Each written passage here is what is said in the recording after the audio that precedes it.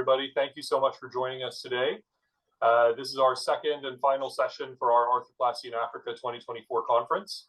Go ahead, Mohammed, to the next slide. Yep. Okay, so today, 3rd of August, our topic will be management of hip prosthetic joint infections. We have some really fantastic cases lined up, so I'm really looking forward to that. So everybody should be familiar with the Zoom settings. If you do have a question, feel free to raise your hand, unmute yourself. We would love to hear from you, love to see your face as well, if you're able to turn on your camera. We do have the ability for closed captioning. So if you click on the show captions button at the bottom of the screen, you should also be able to translate the captions into the language of your choice. That's a feature that we have for today for just for all the folks joining us from other countries where English may not be your first language. So today, course objectives, as with all of our conferences, for those of you who are familiar, first and foremost, improve participants' knowledge of arthroplasty principles. Second is foster international discussion regarding arthroplasty and management of complications. And then third, and perhaps most importantly, motivate and support the younger generation of orthopedic surgeons practicing in resource-limited settings. That's really our goal here today. So my name is Kieran. I'm the course chair. Very happy to organize this. I'm the director of the Harvard Global Orthopedics Collaborative. I am not an arthroplasty surgeon, so it'll be my my pleasure to ask all the silly questions that everybody else may be too embarrassed to ask. And I'll hand it over to the two course moderators, Dr. Mohammed Kak and Dr. Jeff Cross, who will be moderating the session. Thanks very much. Perfect. Thank you. Big thanks to our organizing team from HGOC and SONA, as well as you go to the next slide. The remainder of our organizing team. It takes a village to get this going. Our case presenters today are Dr. Janet, Dr. Rabi, be talking about a couple PJI cases, as well as Dr. Davies and Dr. Konadu. Our case discussants from the United States, Dr. Archbeck, Dr. Barretts, and Dr. Bergoria, as well as, next slide, Dr. Hailu and Dr. Lapundo will be giving us some good discussion on these cases. We also have Dr. Latomia and Dr. Wixted here with us. And here's our schedule for the morning. We're going to start the first case in just a couple of moments. From Dr. Janet, we'll spend 15 minutes on each case and then hopefully have 20 minutes for discussion on each of them. If there's any time left over at the end, Dr. Konadu-Yeboah also has a case that we'll fill the rest of our time with, although I think we could spend a couple hours on that one. So, and then we'll wrap up hopefully around 11 o'clock Eastern, 5 o'clock Central African.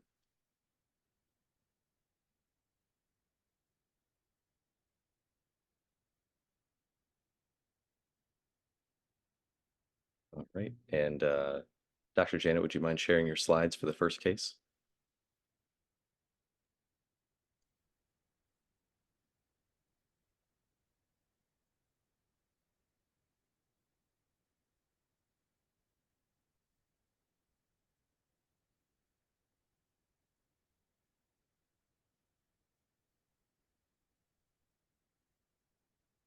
So good afternoon, good morning, good evening, wherever you're from.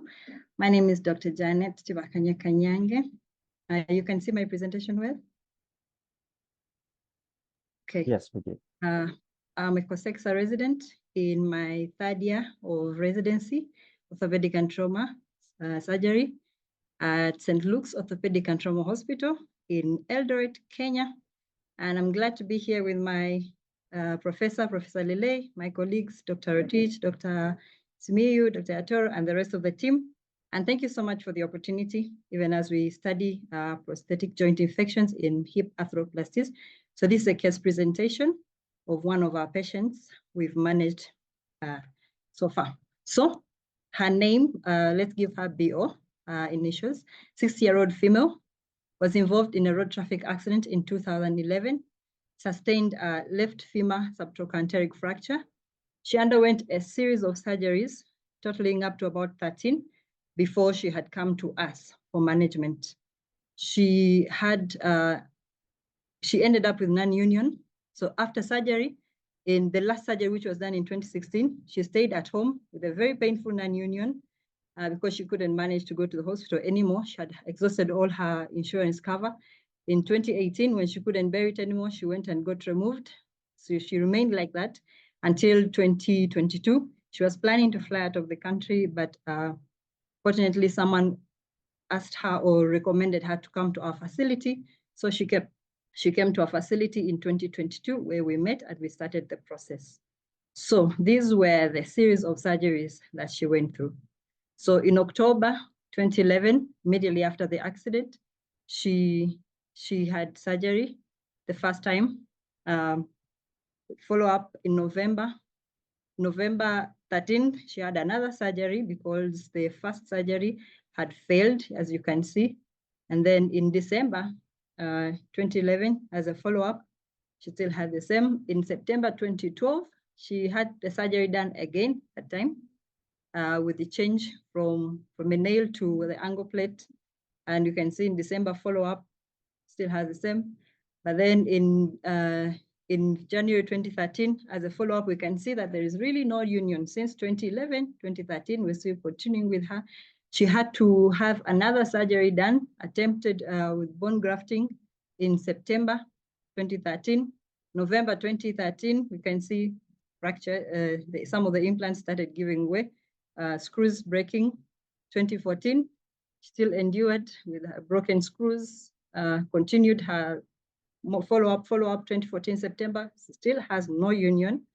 Continued January 2015, still broken implants, broken screws. April, in August, she had to have another surgery to try and correct the non-union, but still failed.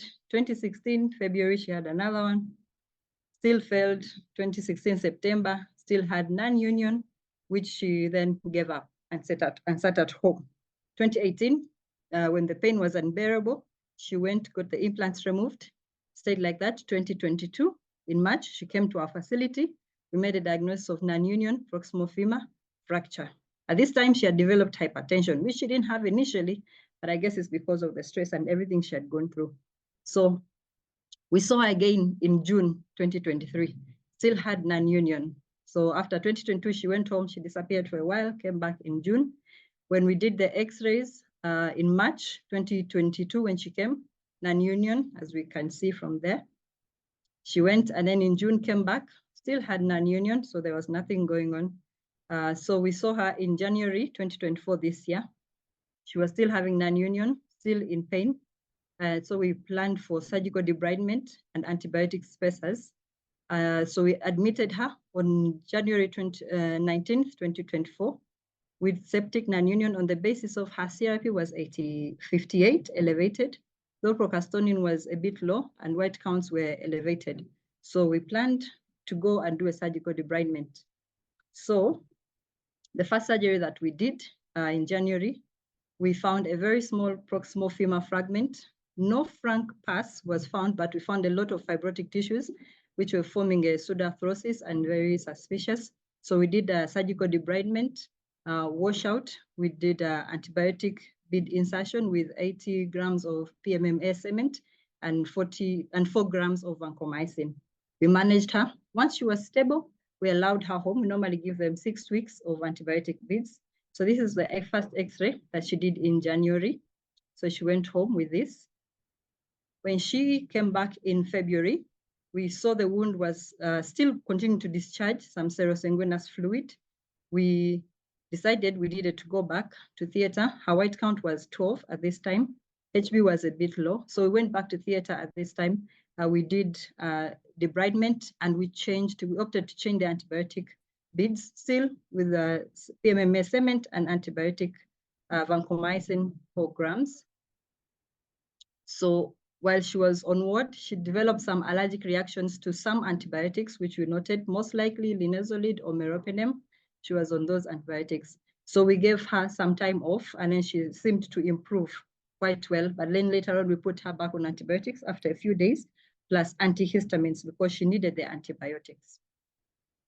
In March 2024, she was readmitted. That was now 6 weeks after the second antibiotic bead insertion. CRP was 37, white count was 6.1, and HB was 10.8. Her MCS of the hip aspirate that we had taken before it showed no pus cells. That was from the second surgery. So we were quite getting okay. This was the X-ray that we did in March after the second antibiotic reinsertion. So in March, when she came, we took her to theater. We found the antibiotic beads were in situ. No infection was noted. So we decided we removed the antibiotic beads. Surgical debridement was done. We washed out with hydroxyl peroxide, iodine solution, and normal saline. We noted she had a very large tissue defect, a cavity. So that was a challenge that we had to deal with. So we decided to do total hip replacement due to osteoporotic status of the femur head. If you notice, because of the many surgeries that she did, at this time, the femur head was just a shell. She had no covering to do any other surgery involving the head. So we just had to do a total hip replacement. So we did with a cup size 48, put it with 2 screws, and each 30 millimeters, line of 39, and a Wagner stem of 13 millimeters and a head of 28. We did some bone grafting, and 2 grams of vancomycin powder was placed within, just to try and avoid any future infections. She was managed on the ward, the wound dried up well, and we allowed her home on medications. So this was the X-ray just immediately after the first hip replacement. And around here, we tried to reserve the GT because of the attachments of the muscles. And because of the defect here, we tried to do some bone grafting around there. Hoped it would work. In April, she was readmitted with severe pain in the left hip. She had dislocated her hip. CRP was 76, white count was 12, and HB was 9. So we took her to theater. We discovered, of course, she had a large cavity, which was from the previous surgeries. No infection was noted. She had a dislocated prosthesis. So we did the fluid aspiration in the lab. After 10 minutes, we discovered she had no pus cells were noted. So we revised with a longer stem, 16 millimeters. The liner and the head, we didn't change them. We just left them. They also put 3 grams of vancomycin powder. This was the X-ray after the revision. So we removed all the bone grafts, still had a cavity. So she was managed in HDU until she was stabilized, antibiotics, analgesics, blood transfusions, until she was stable enough. She continued care on ward, the general ward, until the wound was dry enough. She developed neuropraxia along the way. And then she declined physiotherapy because she feared it would dislocate again. So she wasn't moving. She was just using a wheelchair. She didn't want to use crutches because she feared it would dislocate. But we tried to help her. So eventually she started getting up. And we discharged her home in April 23rd, but she stayed on ward. She couldn't go home. She just stayed on ward. May 10th, as she was standing in her bed, she dislocated her hip again. This was the X-ray of the dislocation. So in May, the following day, we did the lab works. They seemed okay. No infection was noted. We went to theater. We found a large serosanguinous fluid, but no infection of the hip was noted. We took an aspirate from the hip. We noted no pus cells. We still noted the tissues were quite laxed. So we did washout, the betadine solution, and normal saline, 3 liters. Revision was done, the cemented cup, size 50, but the stem was maintained because after the reduction, we noted it was quite stable enough. We put 2 grams of vancomycin powder into the tissues, trying to prevent infection recurrence. So this was the X-ray that was done after the surgery with cemented cup. So MCS results that we took during the theater showed no pus cells, no organisms were grown. We managed her on ward, we encouraged her to do physiotherapy, and we allowed her home after 9 days. So currently, as of today, we spoke to her yesterday. She's doing quite well. She still has a bit of pain, but she's at least moving. She's improving over time. The neuropraxia has resolved. She's ambulating with auxiliary crutches, and the wound is dry and clean. And so far, she's doing well. So we managed her on ward, clindamycin, fluoxacillin, meropenem, rifampicin, levonorelide. These were over the times of admission, not at once. We gave anticoagulants, analgesics, antihistamines, stool softeners, antihypertensives because she had developed hypertension from the previous surgeries, anxiolytics, neuroleptics, antacids. Physiotherapy, we encouraged her, psychology counseling and blood transfusion, oxygen therapy when she was in HDU, as well as wound care. So that was our patient. Thank you so much. Yes. Thank you very much for that presentation. You talked about a lot of the things that you have available at your hospital for treatment of prosthetic joint infection, including vancomycin, loaded bone cement, IV antibiotics, obviously. Yeah. Are there any other adjunct treatments or solutions that you use aside from betadine or anything else that you use to treat prosthetic joint infections at your hospital? Apart from antibiotics, if we see that we need to change, of course, surgically, debride, change the implants, that's a very important one. You can even give them, if it's infected, give them a holiday after removing, put spacers, we've done spacers, or antibiotic beads, as we've seen in the presentation. So most of the time, that's what we actually do. Put either antibiotic beads or put antibiotic spacer, PMMA cement, yeah. Janet, can you go back to the X-ray from your first surgery? This one? Just from the very first one, when you first put the total hip in. Yeah, and you had, oh, no. This one? No, like when you put the arthroplasty implant in, the first one, yeah. This one? Yeah, exactly.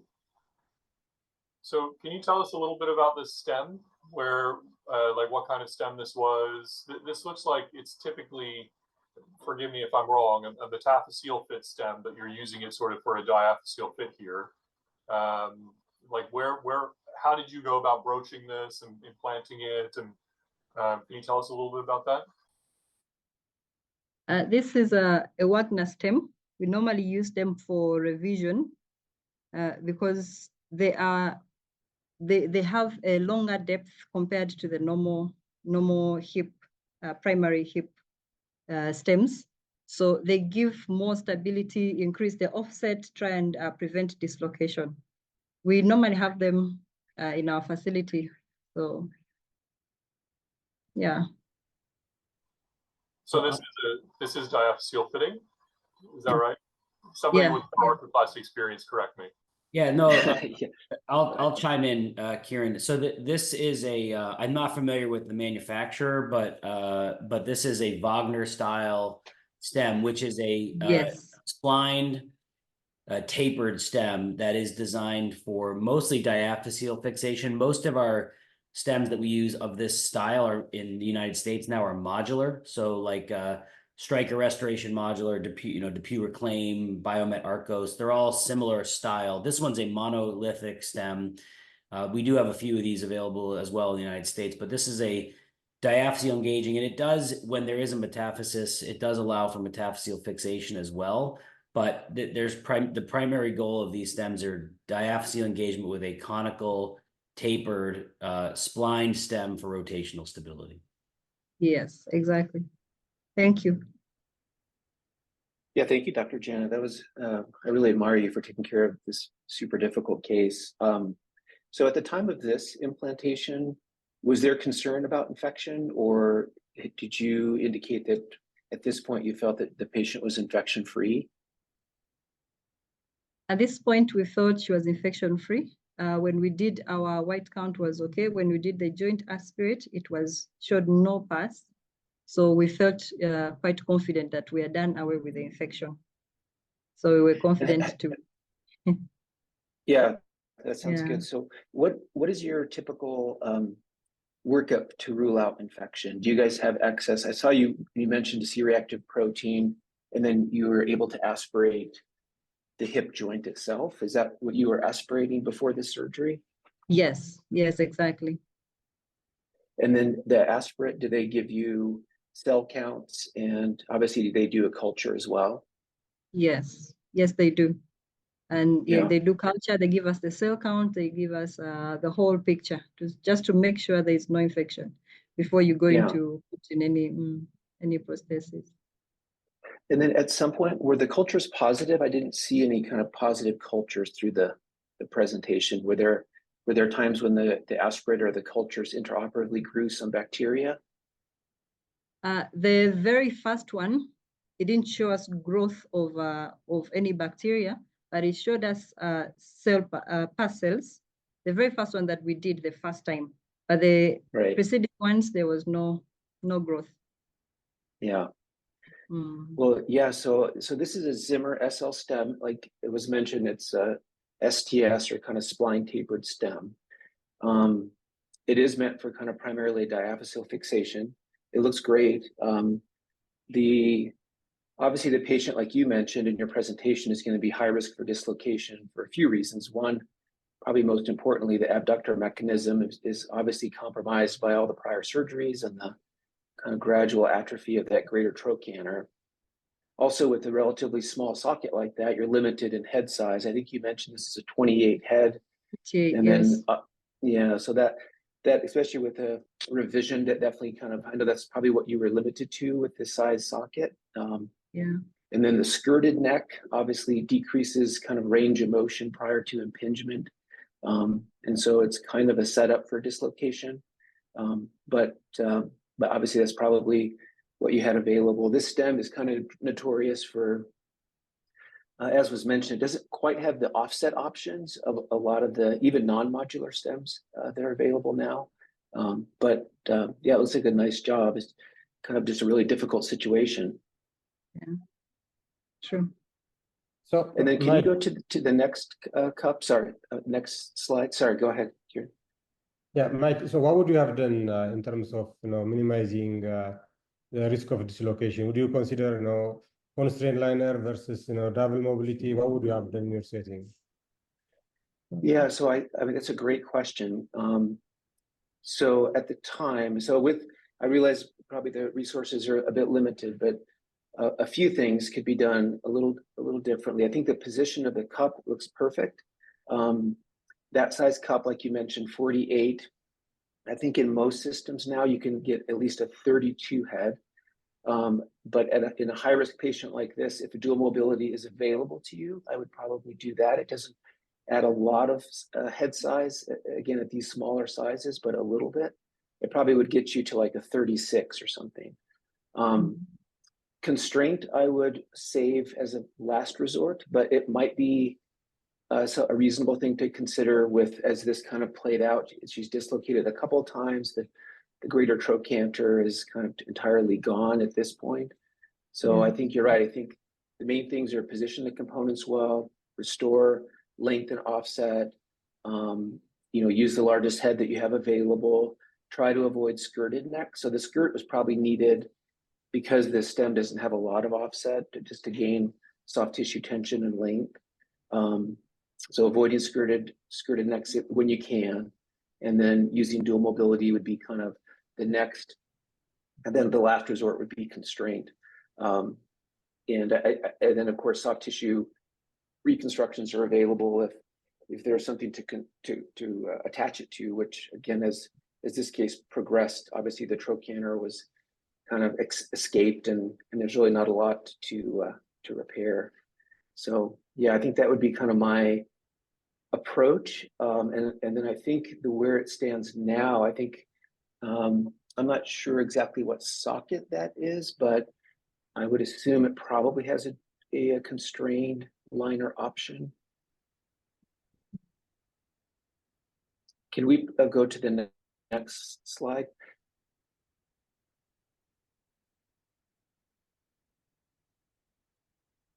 Can we progress to the next X-ray?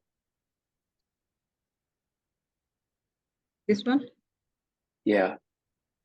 So like you mentioned, Dr. Janet, you can see there's really no trochanter available. I'm sure the soft tissue, the abductor mechanism is largely missing. What was the rationale for revising the stem? Was it loose at the time of that second surgery, or? It wasn't loose. We just wanted to see if we can increase the offset so that we try and counter for the dislocation, but the stem wasn't loose by itself. Yeah. Sorry, I'm Dr. Simukoko. I work with Janet. I'm her consultant. we also increased the stem because the other one was a bit shorter, but if you look at this one, it's a bit longer. I think this one's 23 centimeters, the other one's 16. But also the offset was another thing. Sure. Our team is currently in theater, so we are standing in. I think we are held up today. But the question on antibiotic options, what we can do in our facility, is a very good question. We'd like to hear what you guys do. As for now, we just do multiple debridements and do antibiotic bleeds. We tried long time ago, sometime back, we tried articulating spacers to notice that we did have good antibiotic penetration. So we moved back to antibiotic bleeds that you're currently doing now, and it's been working for us. So we have to do multiple debridements before we get a clean enough case. But we'd like to know what options do you guys have, and what can we learn? And also, when it comes to antibiotics, our strongest weapons are linezolid and rifampicin so far. That's what we have in the market. We open them once in a while. But I mean, we want to know what other guys are doing outside there. And yeah, basically that. Thank you.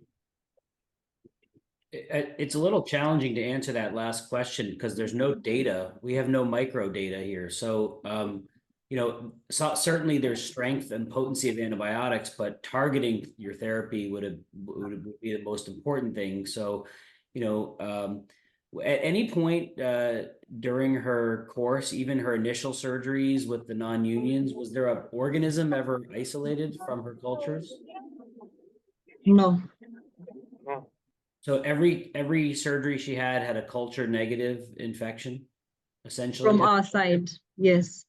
So, I mean, it looks, I mean, I would say most likely infection, it was the cause here of all of her non-unions. I mean, certainly, you know, maybe Kieran or like some of the trauma, anyone that's more familiar with, I don't do a lot of subtrachs and trauma. You know, I know that there was that you guys ran the spectrum of treatment options in terms of, you know, there was a DCS, there was a blade plate, there were nails. I mean, from a mechanical perspective, seems like the surgeries were mostly, you know, every option was explored. So infection seems the most likely scenario, but it's a little unusual that nothing was ever cultured. And so to answer the antibiotic question, you kind of need to know, you know, what you're dealing with. And then in regards to the stem option, like at this point, would you have chosen to use a tumor prosthesis instead of this one? What would be your stem choice from the faculty? This almost is a tumor prosthesis at this point. You know, I would say the tumor prosthesis versus this, or, you know, you could argue that the tumor prosthesis might be a stronger, you know, body, but you know, the difference between this and a tumor prosthesis is more just in name only. I would say like this has no proximal attachments, and you just hope that, you know, you don't have any fractures, but there's no junctions. It's monolithic. So the fact that it's monolithic probably, and this looks, I like the revision stem better than the first one. This looks bigger, a better fit. The alignment is better. So, you know, I think that this essentially is as good as a tumor prosthesis. And I almost never use a tumor prosthesis. I would use this type of construct. Yeah, I agree. I think obviously there's no proximal support. There have been reports of stem breakage. You see it when diameters are below 12, 13 millimeters, and this looks larger than that.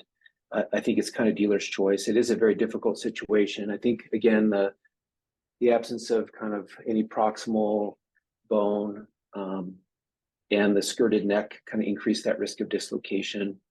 I think back to your kind of first question, I think, you know, the use of beads, I think is very common in trauma settings. I haven't been using beads in the setting of a periprosthetic fracture very often. I'm sorry, infection very often.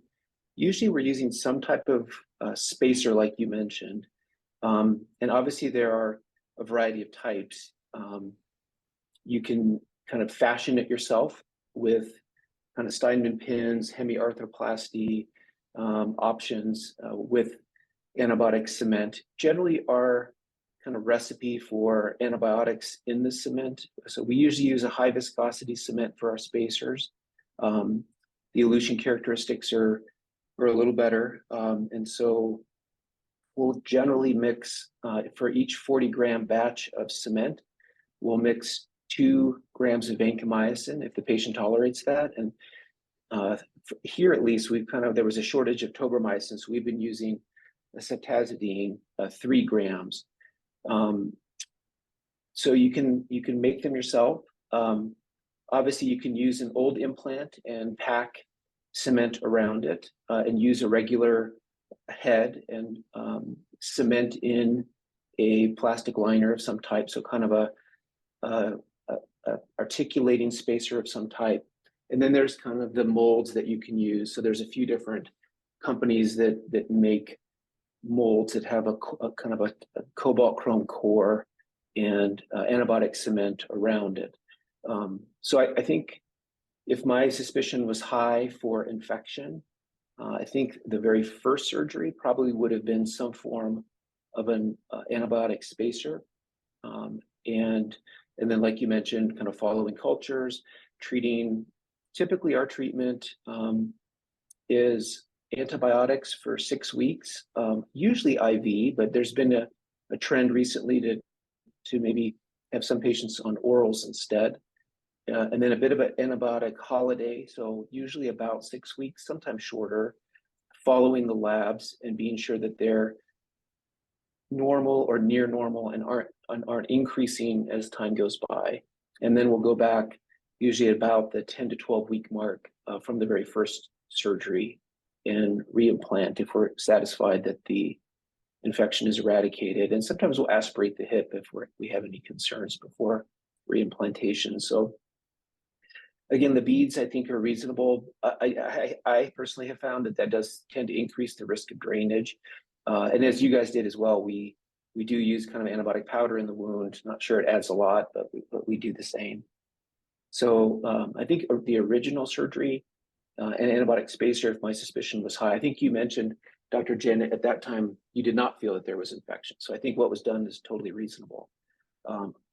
In this setting too, I think avoidance, knowing that we're at really high risk for dislocation, avoiding the skirted neck if at all possible, can help, especially if you go to constraint. You want to go to a non-skirted neck so you have some motion prior to impingement.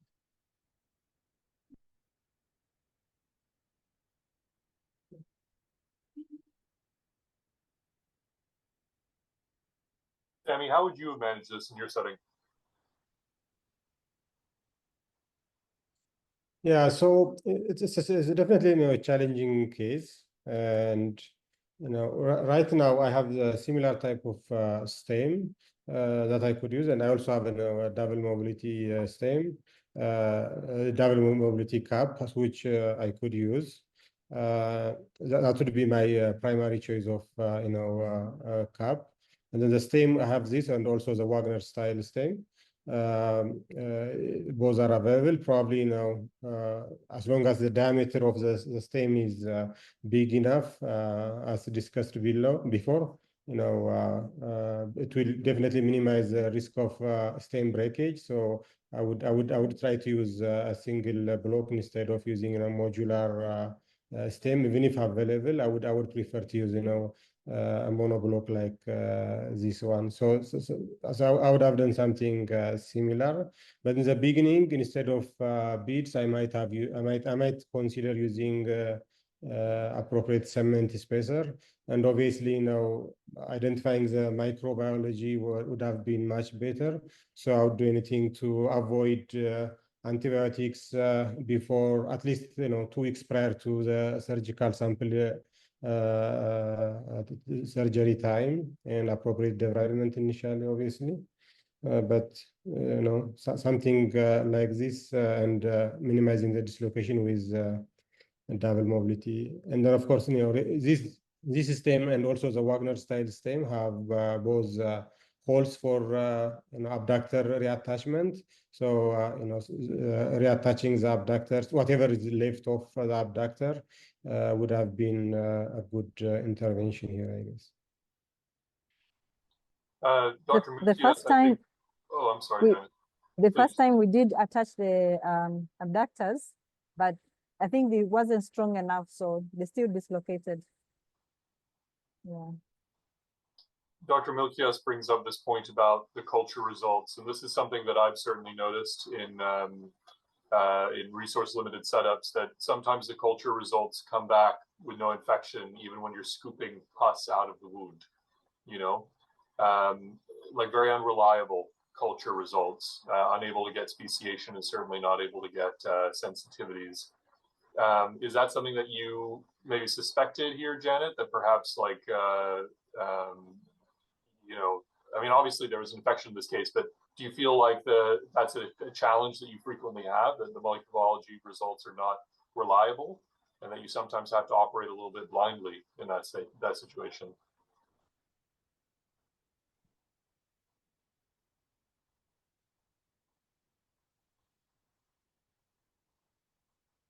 I don't know, Sammy, if you experience something similar in Ethiopia occasionally.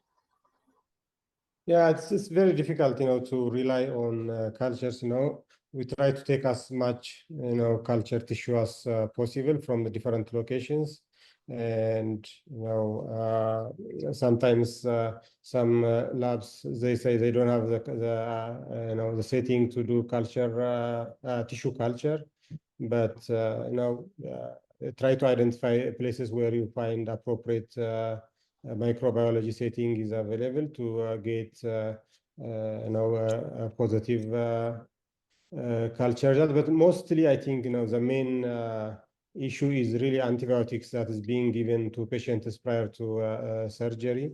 And I think we should really focus on, you know, getting appropriate history from patients, making sure the patient is off antibiotics before culture results. Yeah. This can be a challenging situation anywhere, really. Even, you know, just recently, I just took care of 2 PJIs at my hospital, and you know, this one person had multiple aspirations, and they were negative times like 3 or 4. I knew he had an infection based on his clinical presentation, elevated inflammatory markers. He met, you know, minor criteria, MSIS criteria, but he still was culture negative, and it wasn't until, you know, I did a thorough debridement and cultured very meticulously that I got a P. acnes culture out of it. But it was an incredibly challenging thing to culture, and it took a long time to get that result. So this is a challenging problem for all of us in every setting in the world, I think. I think that's a good point, Mike. I think it's definitely worth, you know, when you have limited information, being familiar with the MSIS kind of scoring system. I think that is super helpful in regards to potentially identifying a culture negative PGI, and it also kind of supports your case with the infectious disease consultants in regards to kind of treating infection even when cultures return negative. So it's definitely worth being familiar with that. Lars, I think I saw that you had your hand up and had a question, and maybe we could address your comments and questions, then move on to the next case. Lars, please go ahead.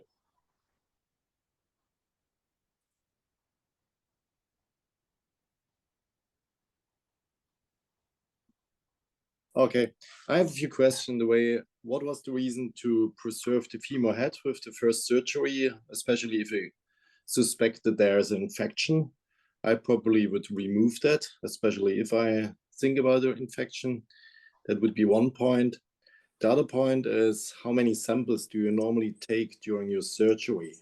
I mean, we discussed that we have to take at least 5 samples to get one positive culture sometimes.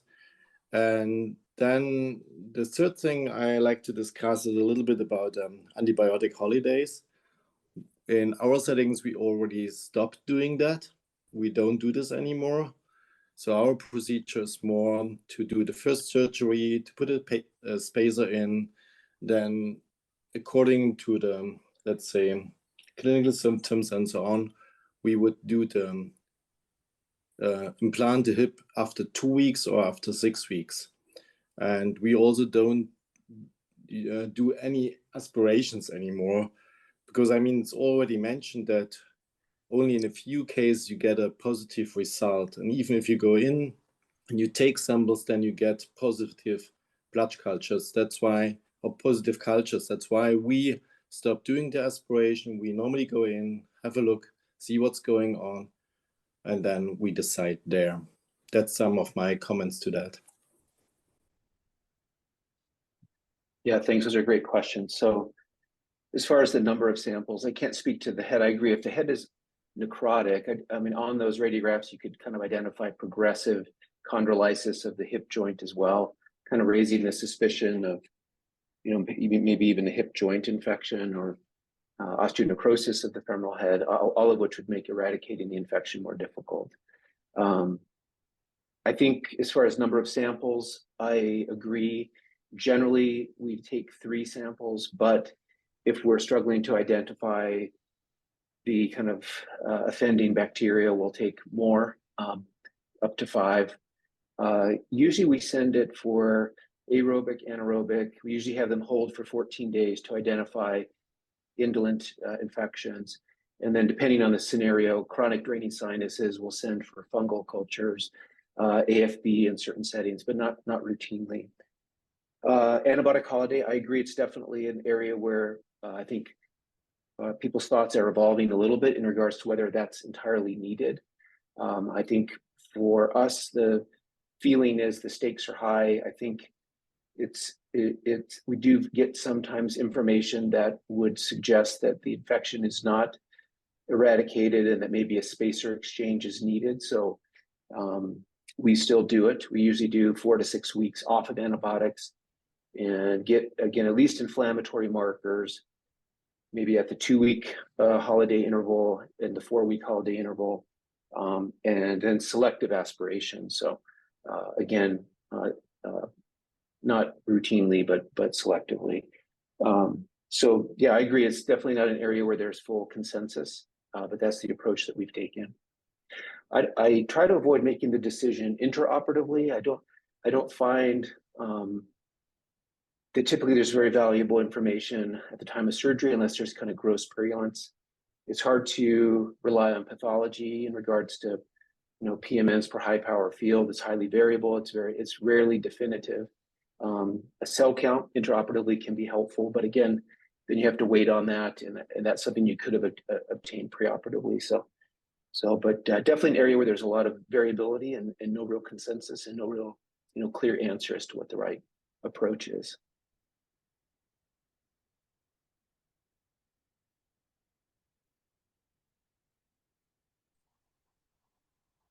Awesome comments.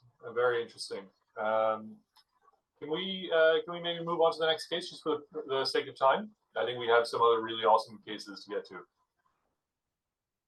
Jen, do you mind unsharing your screen? And Jeff, I'll let you transition over. Perfect. Let's, yep.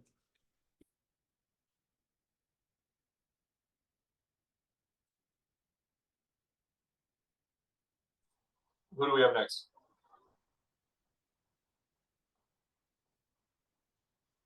Yep, we're not hearing yet. We have Dr. Ndeserua, the next presenter. Dr. Ndeserua, do you hear us?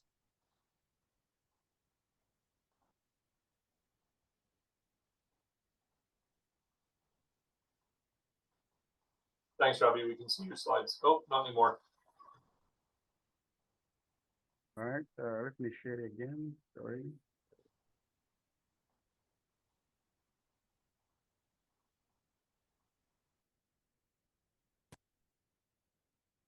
Right.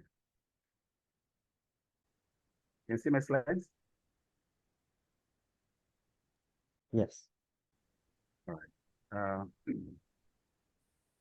Good morning to you guys. Good evening to those who close to Tanzania.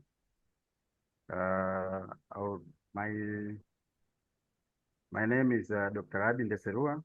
I'm an orthopedic and trauma and joint replacement surgeon from Muhimbili Orthopedic Institute, which is located in one of the busiest cities in Tanzania called Dar es Salaam. It's in eastern part of Tanzania.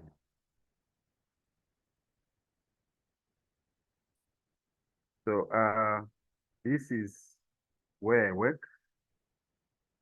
It's a national hospital, serves as a referral hospital from most of the regional as well as the zonal hospital. It services as a orthopedic and trauma as well as a neurosurgery unit. It has around 306 beds, and we usually do most of the knee replacement as well as hip replacement. And for hip, we do around 200 hips per year, and mostly are primary, but few are revision. And in the past 5 years, from the hospital data, overall joint periprosthetic joint infection rates is around 5%. So you see, this is a big problem to us. And at the bottom of the picture, there you can see the entrance for the emergence. This is where HM, this is 66-year-old female, present to us, complaining of pain on her left hip. She reported fell on a slippery surface and landed on her left hip 3 days prior. She's hypertensive and diabetic on medication.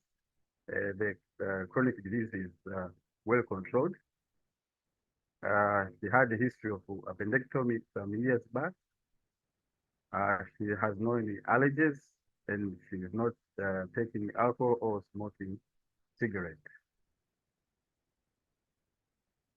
So this was an isolated injury. So she came, generally she was stable, but locally had a tender hip with the external rotation presented and the shortened left lower limb. So we took pelvic x-rays, and the x-ray showed a neck-femur fracture, which was a transverse type. I'm sorry, we couldn't trace the x-ray. So as this is usually not an emergency, so we admitted her on skin traction. We kept on 4 kg traction. Meanwhile, we were optimizing her for surgery, and since she came with also low HB, so we had to transfuse her, and that takes a little bit of time in this part. So after 2 weeks, then she was scheduled, and we did cementless sort of hip replacement, which was actually standard one.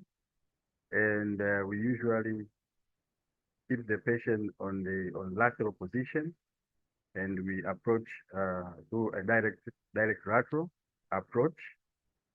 And time for surgery from cutting to closure was around 1.5 minutes. 1.5 hours. We usually, before closure, we put a local vancomycin powder, and the estimated blood loss for the surgery was around 400 ml. So after surgery, we have a protocol for postoperative antibiotics. We usually give ceftriaxone for around 5 days, then continue with oral antibiotics for up to 2 weeks. We give her analgesia, usually in opioids, for 24 hours. Then we continue with injection diclofenac for up to 3 days. Then we change to oral. Again, we give as a protocol anticoagulants to prevent DVT and pulmonary embolism, since she was on bed for 2 weeks prior for surgery.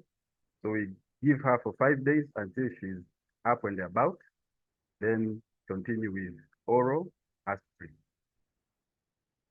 We kept her on abduction pillow for 24 hours, because after that, then we ambulate her with physiotherapy assistance. So we did with partial weight bearing with auxiliary crutches. Then the 5th day, we discharged her home. However, after 2 weeks, she came back to the hospital complaining of severe left hip pain. And when we examined, we found the wound dressing was wet.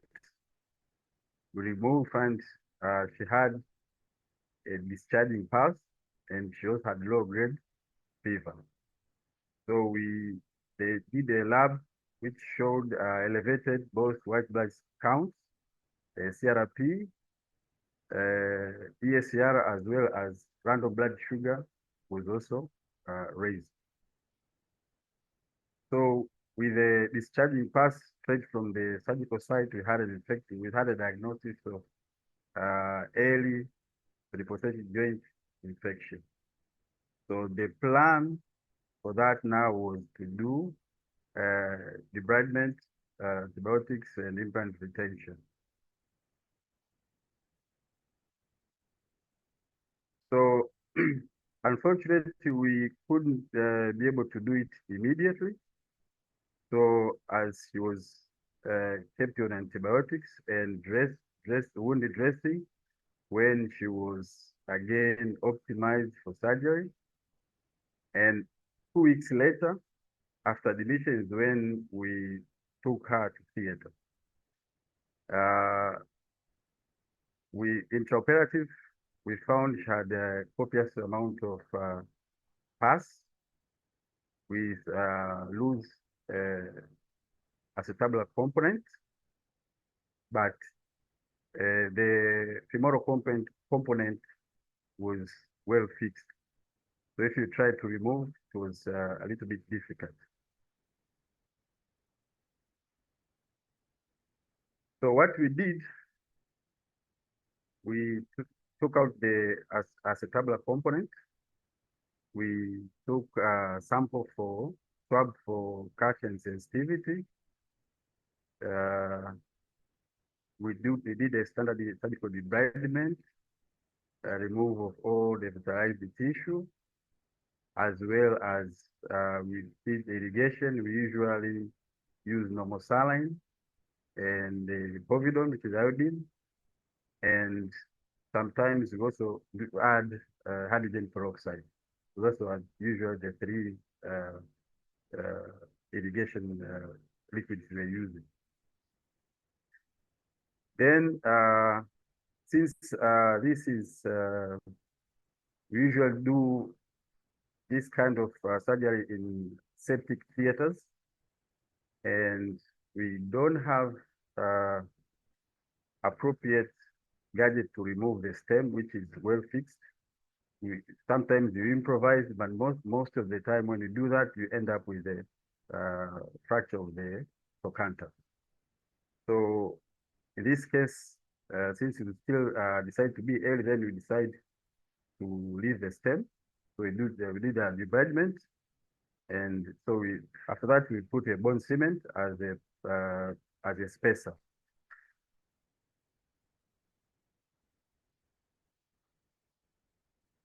So culture results came positive, and they isolated one organism, which is Escherichia coli, and luckily was sensitive to most of the antibiotics, which we do have it here. So for her, we kept her on meropenem. Then we changed it into cefuroxime for 6 weeks.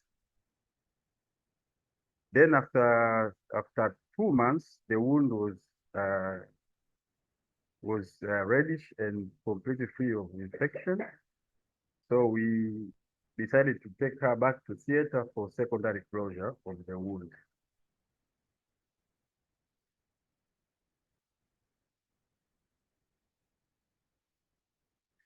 So 6 months after the first surgical debridement is where we decided to do the reimplantation. So by then, it took CRP was 11, so it was dropping. And since it was on antibiotics, the CRP was 11. The wound was completely healed. So intraoperative, we removed the bone cement. And we also, during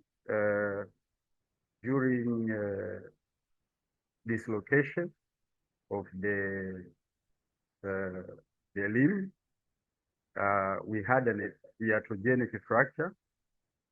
So the all part of the trochanter, and luckily, and the bad thing is the stem became loose, the previous one. So we had to change everything of the cap as well as the stem. So we have to put a new stem, which now can hold at the diaphysis instead of the metaphysis. So we replaced almost the entire components, and we try to fix with the cyclage afterwards.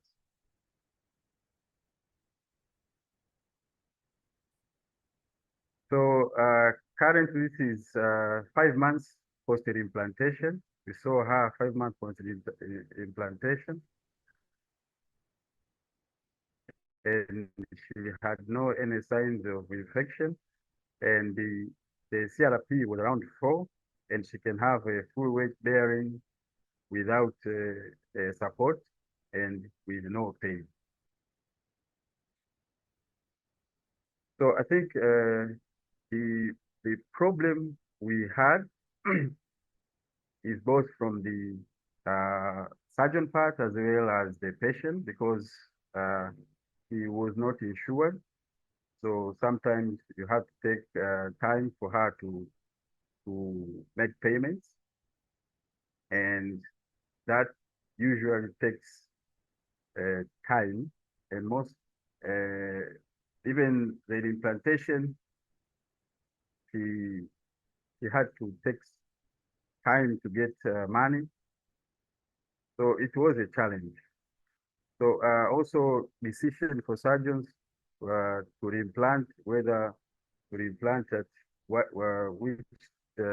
which specific time, because we were waiting for the CRP to go down and it was not going down. So then we decided with the CRP of 11 to just reimplant, because we are from other surgeries. We have been doing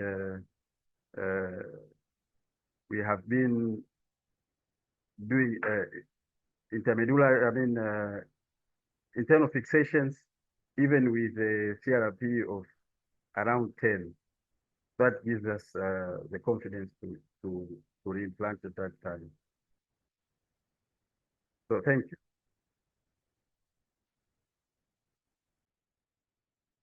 Thank you very much for that presentation. That's certainly a tough case, and it seems like you guys did a good job of patiently managing this and doing things very well. Do any of the discussants have any questions about this? Yeah, Rabi, that's a really nice job. So I guess the kind of the topic is the management of early PJI, which is challenging for sure. I think your comments are totally correct in that, in general, the approach for either an early post-op infection or what's felt to be kind of an acute hematogenous infection late with very short duration of symptoms within maybe a couple of weeks, 4 weeks, is implant retention and modular component exchange. I think the controversy does become with cementless implants like this case. What's the best approach? I think some people still will do DARE, like you mentioned. I think it was wise if the component was loose to remove it, obviously.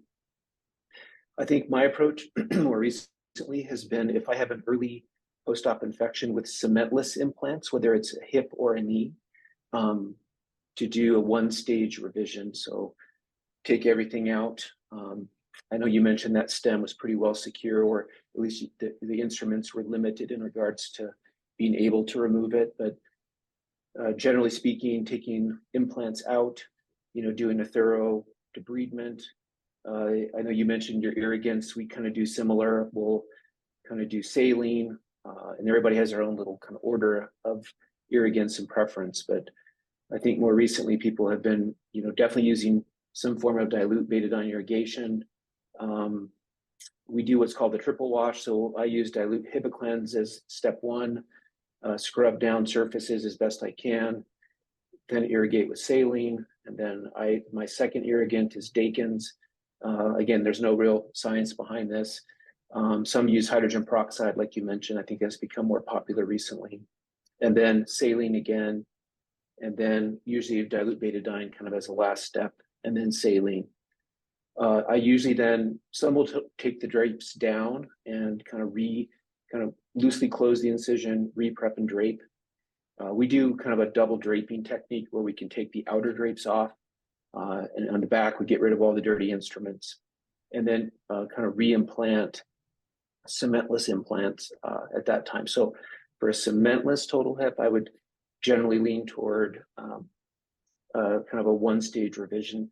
It sounds like a lot of work, but honestly, it's not a lot more work than doing a DARE. In the setting of a cemented implant, I think that's a little more challenging. Like a knee, I would just do, like you mentioned, debridement, change the plastic. Probably the most important thing there is just really a thorough synovectomy, thorough debridement, like you mentioned. I think your solution was very creative and obviously successful, of kind of creating a hemiarthroplasty with that stem. But obviously, even down the road, it looked like we had to exchange that stem. So like early infections, I think generally the approach is DARE, cementless fixation, taking parts out and putting new parts in, all in one setting, has become, I think, more popular recently.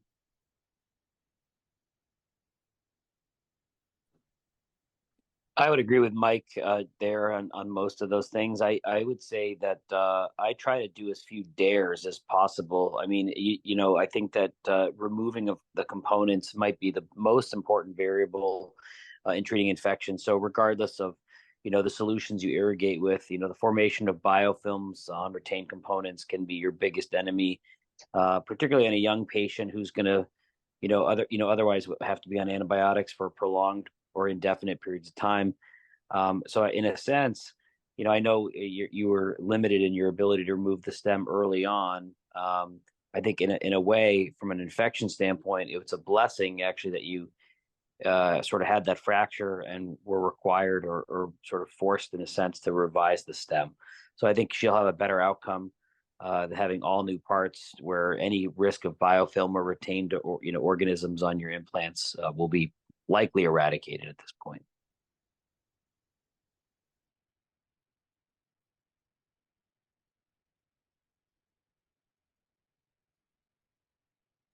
Lars, I see your hand up. Did you have a comment?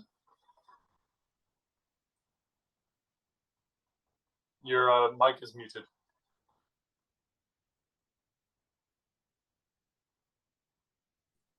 Now it should work. First question, especially to this case. First of all, thank you very much for the presentation. I was happy to hear that you discharge the patients after total hip implant as soon as we do in Germany. There is one question for me. What are the criteria for you to discharge? Is it just a standard to do it after 5 days, or do you have certain criteria? The second one is I understood it right, you did the revision at the end after 4 weeks. If it is this case, then in my opinion, you can't really call this a yearly infection anymore, especially with the risk of the biofilms, because normally it takes about 3 weeks to develop stable biofilm, and then it's too late for this kind of procedure. this is one of the points. And the last question I have is, how long did you give antibiotics, or did you give any antibiotics after the reimplantation of the hip?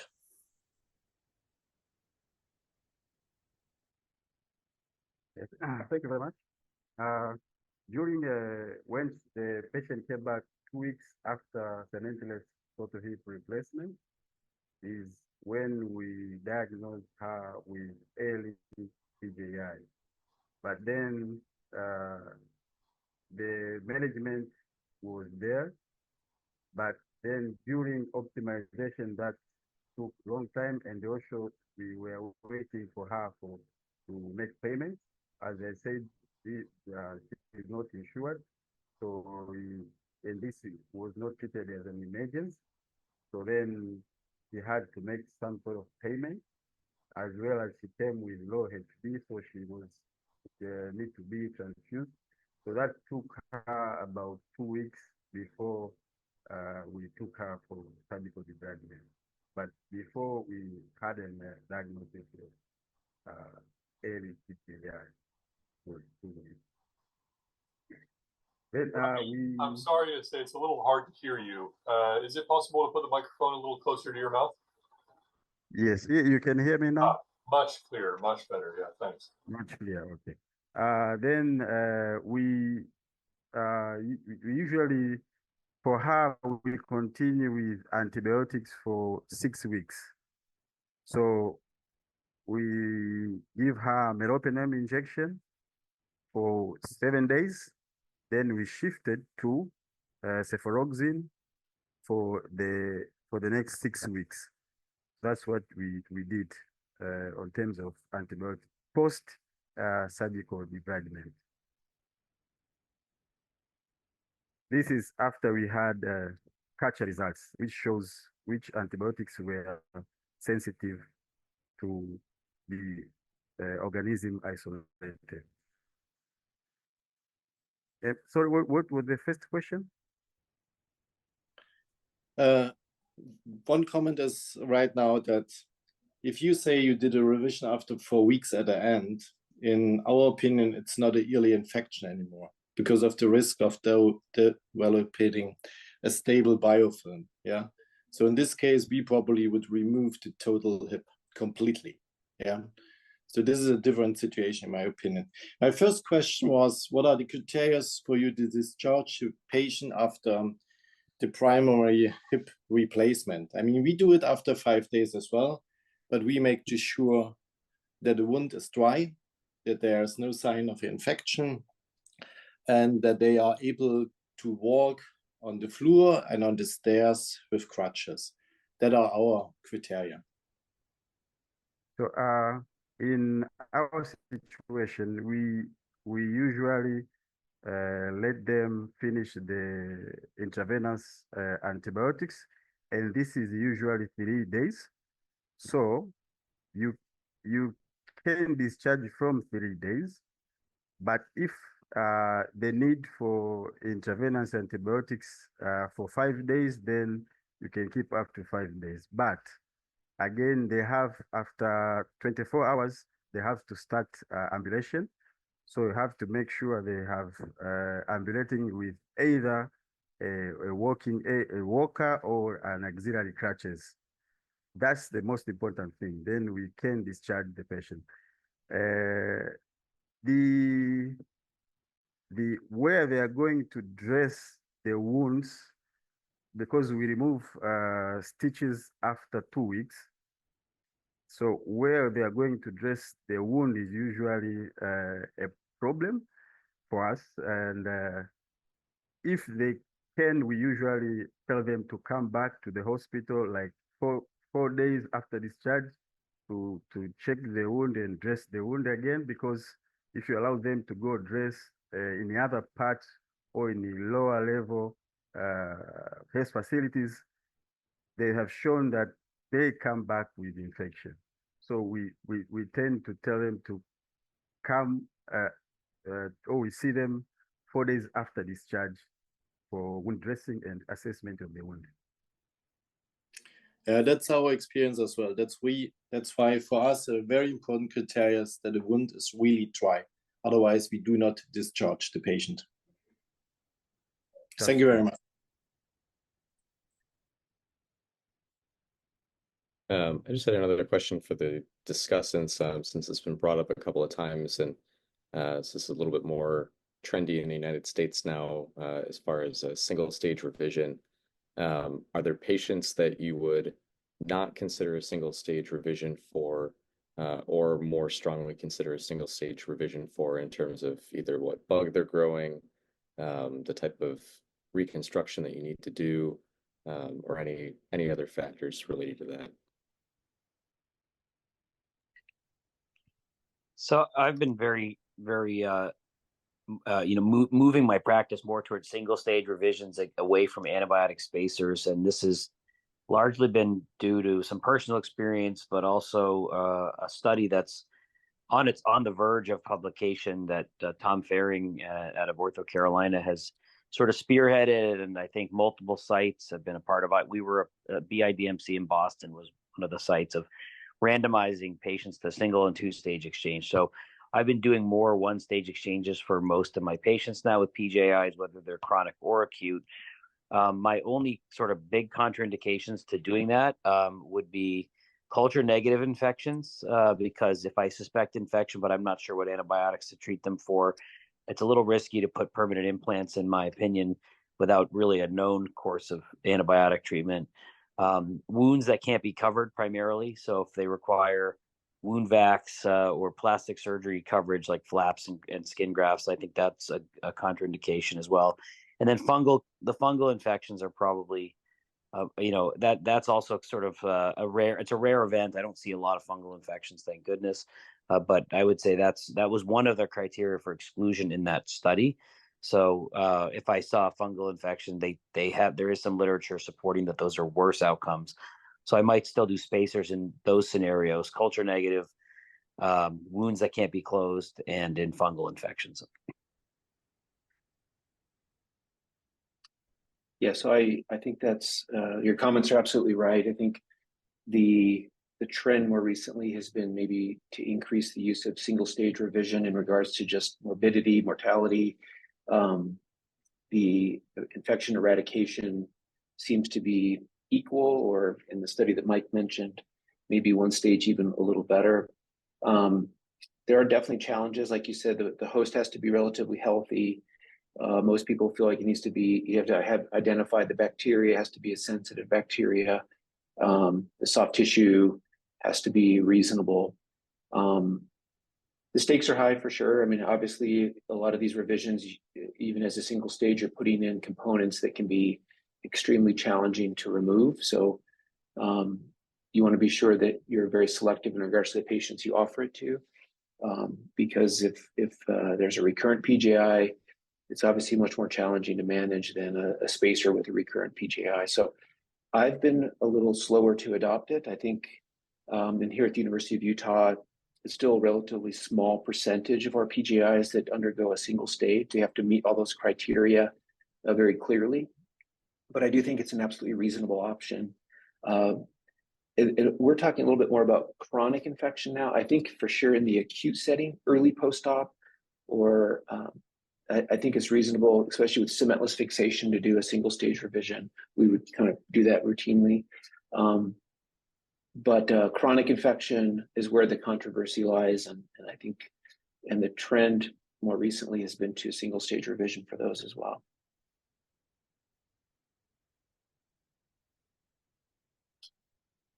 Allow me ask, you've talked of sometimes you can use a vac dressing. I've seen in sometimes when you approximate the tissues, then you put a vac, it actually closes but leaves the fluid within the cavity. How do you overcome that? Don't approximate all the tissues, or how do you do that? How do you overcome that challenge?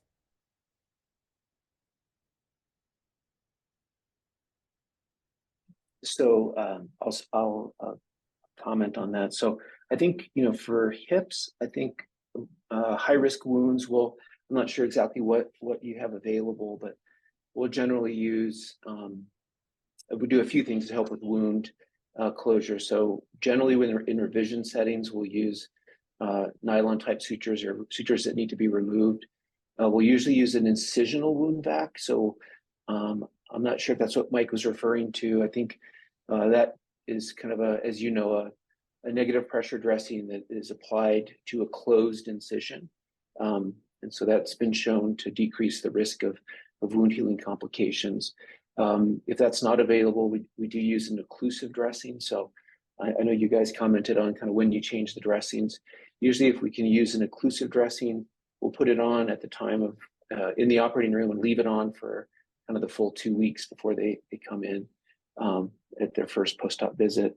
Around the knee, I think again, if the incision cannot be closed primarily, and again, I'm sure this is not necessarily available in all settings for sure, but we'll have a low threshold to get plastic surgery involved and consider some type of medial gastroc flap or something to cover the wound. So we definitely want definitive kind of coverage or closure of the wound at the time, if that's possible. It may not be entirely possible in different settings.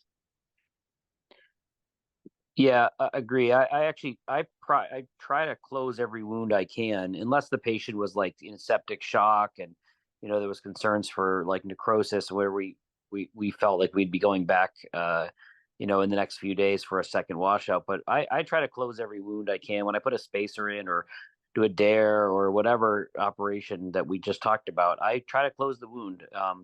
Sometimes when wounds are left open, they really start to contract, and then the closure at the next time can become really, really challenging. So which is why I wouldn't do a one-stage exchange on someone where I couldn't close the wound. And so I think that's those wound vacs. There's the two different types would be the deep wound vac to close via secondary intention or temporize a patient, or the closed incision negative pressure wound vac, which I would use a lot on these patients who have concerns for drainage or wound healing complications.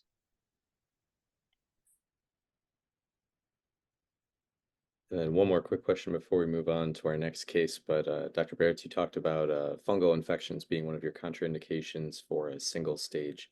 Are any of the discussants using any antifungals in their cement if they're able to isolate that prior to the procedure? Yes. So again, rare event, but there have been a handful of fungal PJIs I've treated in my career, and I've usually used either voriconazole or fluconazole. But yeah, that's if I were to isolate it ahead of time. I don't routinely put those in a spacer. And that may be why fungal infections have a worse outcome. If you look at the literature, I don't know that it's specific to the fungus itself, or that probably most of us aren't suspicious for that. So we maybe, you think you're dealing with a standard bacterial infection like a staph or strep or gram-negative. You aren't targeting a fungal infection, then you find out that it is a fungal infection. So at those cases, you're probably going back in, to redebride them and add, a change your treatment course, maybe adding an antifungal agent. I believe you can add amphotericin as well, but I've pretty much used voriconazole, I think, as my standard. Yeah, that's a great question, Jeff. I agree with Mike's comments. I think the other setting where I'll just kind of routinely use it is in cases of kind of a chronic draining sinus, where the likelihood of kind of a fungal infection is higher. So the formula I mentioned previously changes a bit. So just as I mentioned, our kind of typical formulas for every 40-gram batch of cement, we do 2 grams of Vanco, 3 grams of ceftazidime. We'll cut back on the ceftazidime and add voriconazole, 200 milligrams. So 2, and 200 milligrams. But like Mike said, if it's a fungal infection going in, that would probably change quite a bit then. I think we'd probably still add antibiotics, but the formulation might change a bit. We'd probably rely on pharmacy or ID to help us kind of identify what to put in the spacer. Thank you. That's interesting. So you would add your antifungals if you had a culture negative situation that you had a high suspicion for a persistent infection in, even if you hadn't isolated a fungal agent. Is that what you were saying? Oh, I'm sorry, Jeff. I meant in the setting of a chronic draining sinus. So, Oh, okay. Yeah, I think if in general though, it's pretty rare for me to use an antifungal in my spacer, unless chronic draining sinus, chronic open wound, polymicrobial infections, and then obviously if there is a fungus identified in preoperative workup. Sure. Thank you for sharing the breakdown of your antibiotics too. I know I've made some amphotericin and voriconazole spacers before, and the cement did not quite set up the way I would have liked the first time. So sometimes finding that math is a little bit different than our vancomycin and ceftazidime spacers. Yeah, I think you're right. I do think the more antibiotic powder you add, so one little trick there is, and you probably already do this, but kind of mixing the cement, starting the cement mixing first, and so that's in a liquid phase, and then adding the antibiotic powder to that. If you add the antibiotic powder to the cement powder, sometimes all those antibiotics will absorb the monomer and make mixing it very difficult. The other trick is to use additional monomer, so adding or opening additional packs of cement and just using the monomer to kind of make it mix a little better. We will try to move on to our next case here. Dr. Davies, if you're with us, would you mind sharing your slides?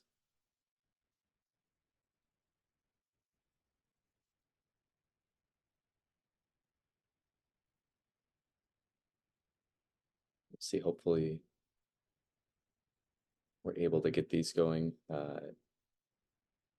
If not, we will try to get through our additional case quickly and keep everybody on time.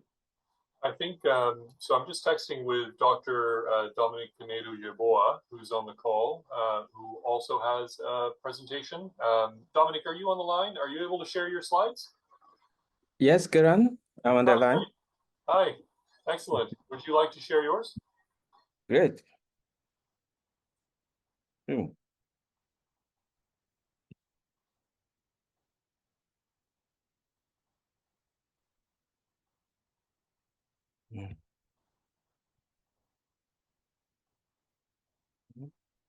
Great, we can see your screen. Oh, not anymore. Sorry.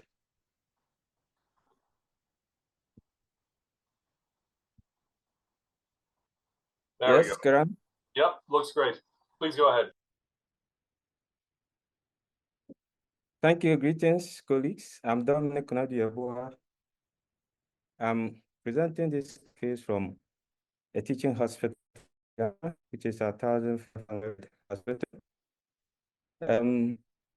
It is a patient, a 57-year-old male with no history of chronic disease, who was diagnosed of osteonecrosis of the left femoral head, FACAT and ALS stage 4, for which a total hip replacement was done in a district hospital in northern Ghana prior to presentation to us.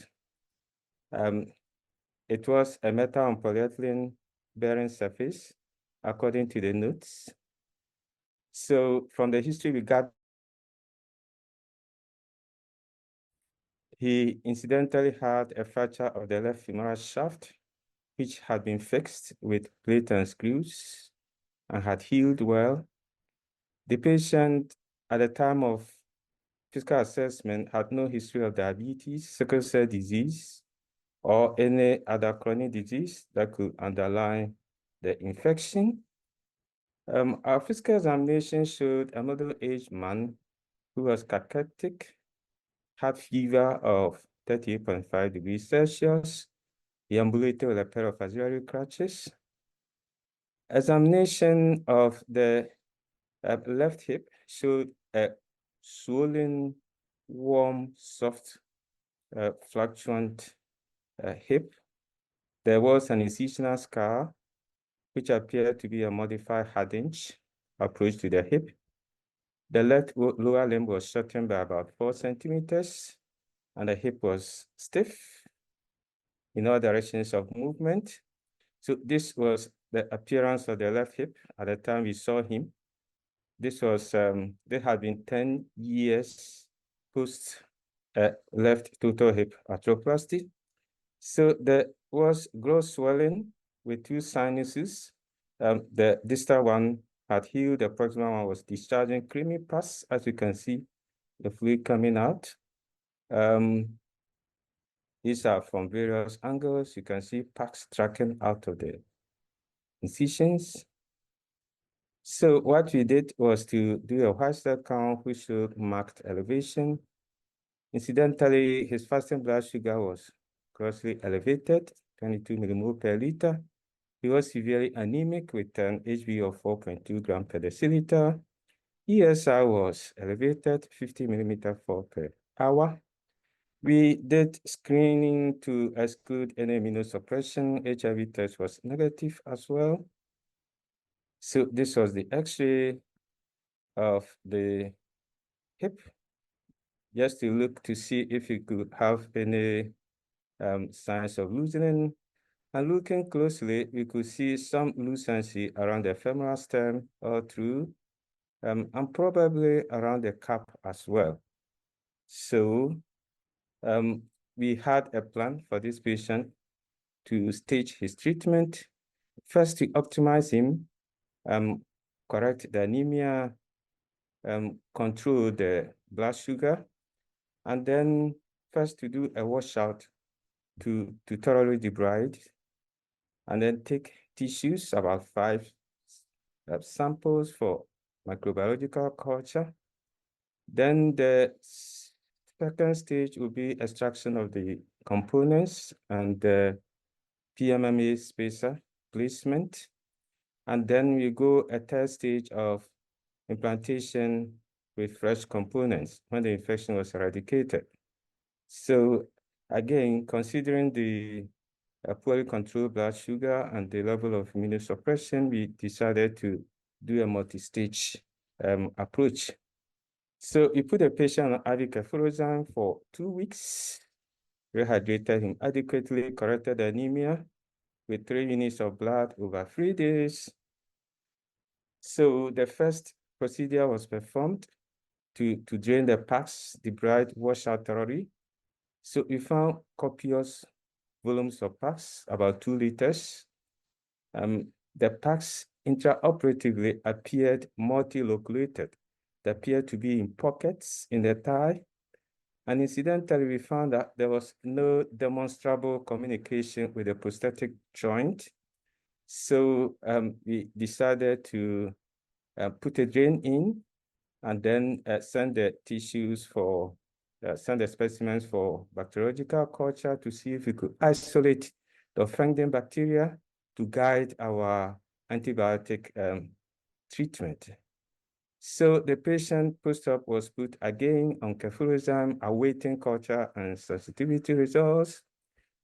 We observed whilst on the antibiotic that the pus recollected. So 2 weeks after the initial washout, the thigh became as swollen as it was before. The drain was removed 3 days after the washout because at that time there was reduced drainage. Now, what is interesting is that none of our samples yielded the organism. All of them came as no bacterial growth after 7 days of incubation. So now, the treatment of this patient is still pending, and the way forward, we intend to go back and then do a re-washout and probably extract the components and put a cement spacer.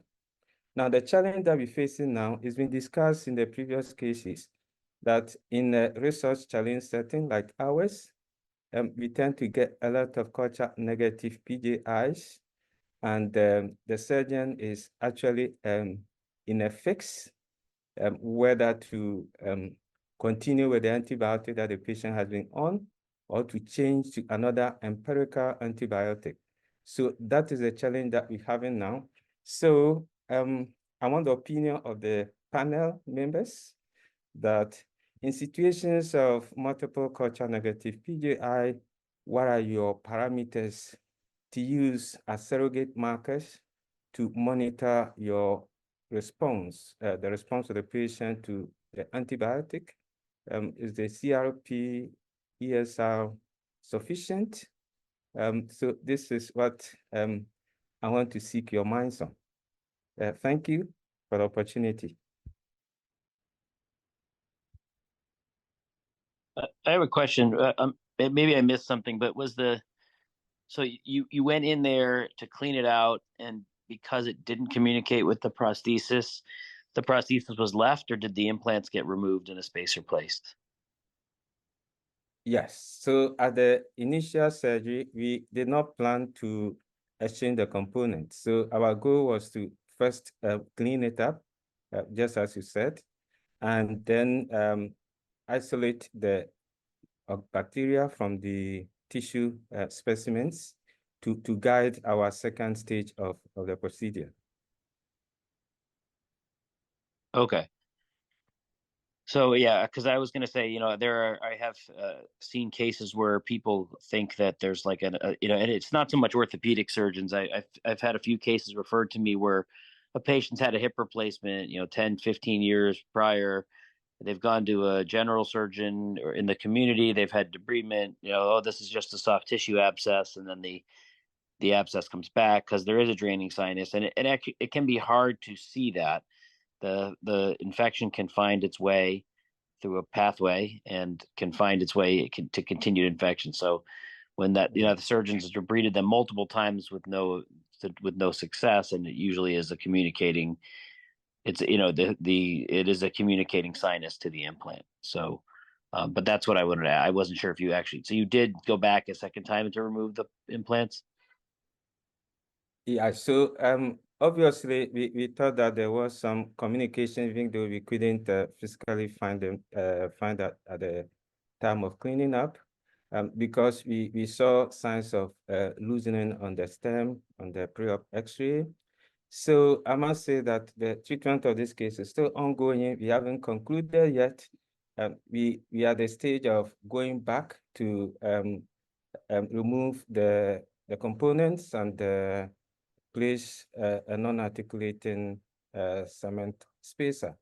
Well, the main challenge is that in the setting of multiple culture negative results, what will really guide you in terms of your choice of antibiotics, in terms of monitoring patient response to your antibiotics? Well, yeah, so it's hard to make that decision now, but I would agree that, you have evidence of infection between the purulence, the sinus tract. I mean, from going back to our first case, we talked a little bit about MSIS criteria. A draining sinus or the presence of gross purulence is enough to consider that an infection. Having the culture would be helpful in treatment. So I would plan for broad spectrum coverage of this infection. When you do go back in to remove the implants, take as many samples as you can around the implants, capsule, synovium, maybe debride, anything that's attached to the implant, maybe debride that and send it for culture. And then plan for a broad spectrum approach with, something that will cover gram positives and gram negatives. Vancomycin would cover gram positives, then gentamicin or tobramycin or ceftazidime. Maybe consider adding an antifungal.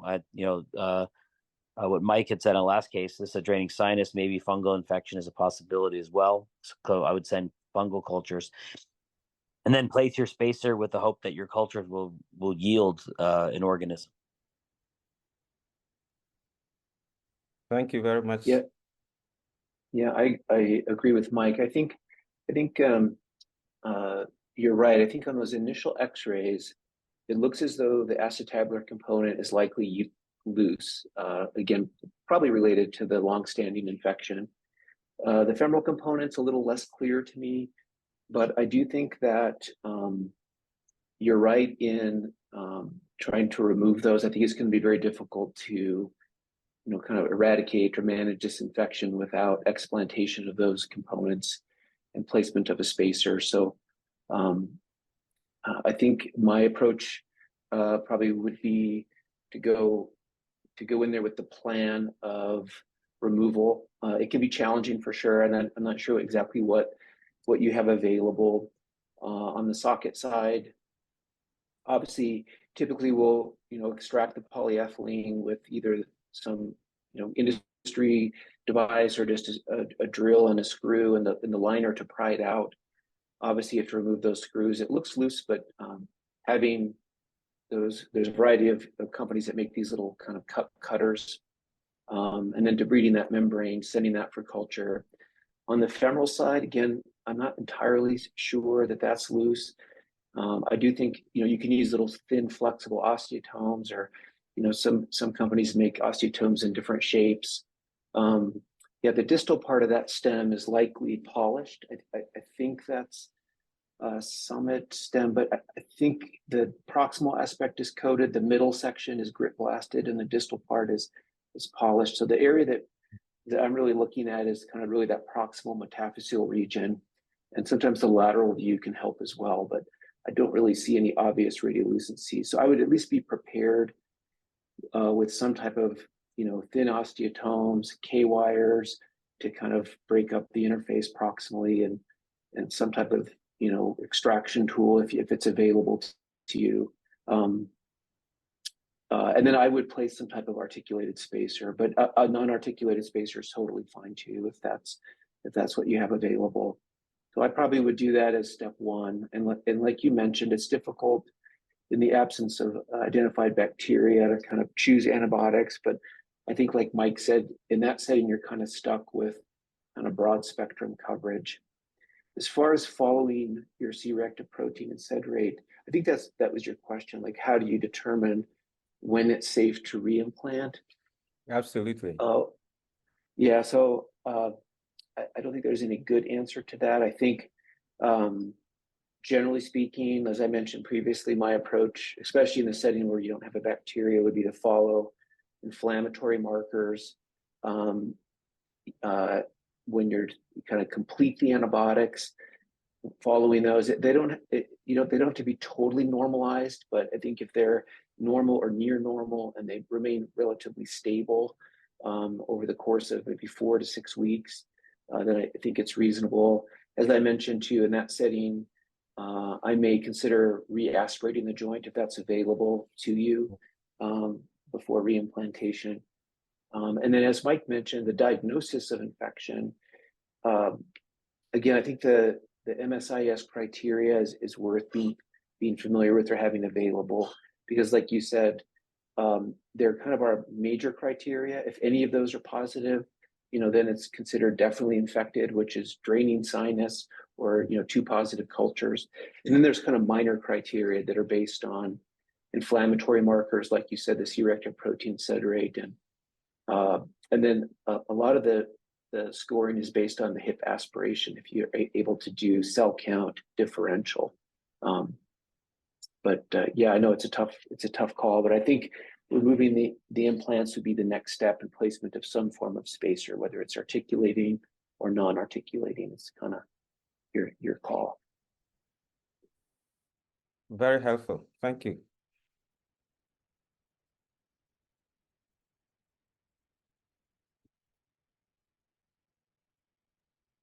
Are there any other questions from the audience or anything else that we can talk about?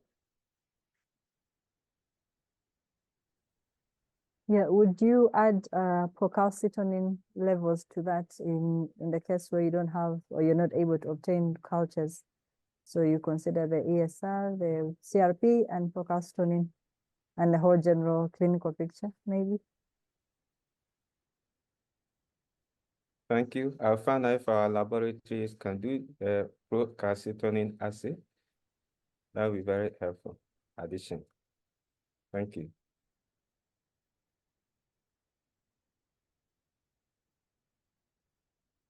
Wonderful. If there's no other questions, we'll get to our closing thoughts.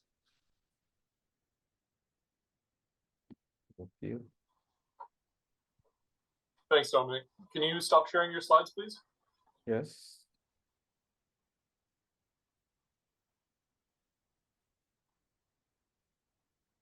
All right. Well, thank you everybody so much for attending today, and thank you to our presenters and our faculty for putting together a very good discussion for us.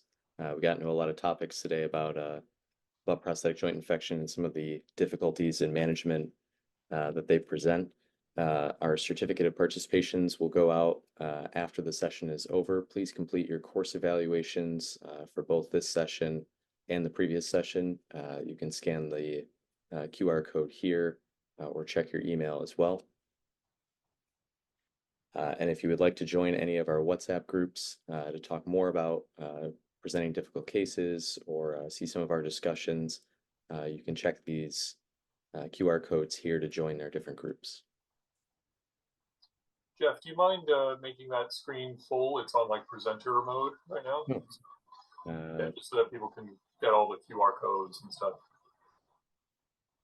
Hold on a second. How about that? There we go. Perfect.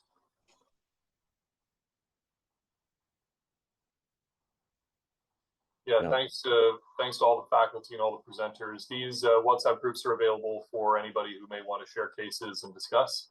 Lars, who made several excellent comments, is a very active contributor on there. Sorry to call you out, Lars. But thank you to all who are already part of our community. And if you like these conferences and you want more of them, please do let us know. We certainly enjoy putting them together, but we want to address the needs of all of you who joined us today. So thank you so much for joining. And I have to run to the operating room, so I'll let Jeff finish up. But thank you guys so much. And in that vein, our next conference will be Pediatric Orthopedics and Ortho-Oncology in September, October. So check your emails and be on the lookout for that as well. If you have any other questions or comments, please let us know. This is our contact info. And again, the pre and post conference survey QR codes, please make sure that you complete those. Thank you everyone very much. Have a nice day.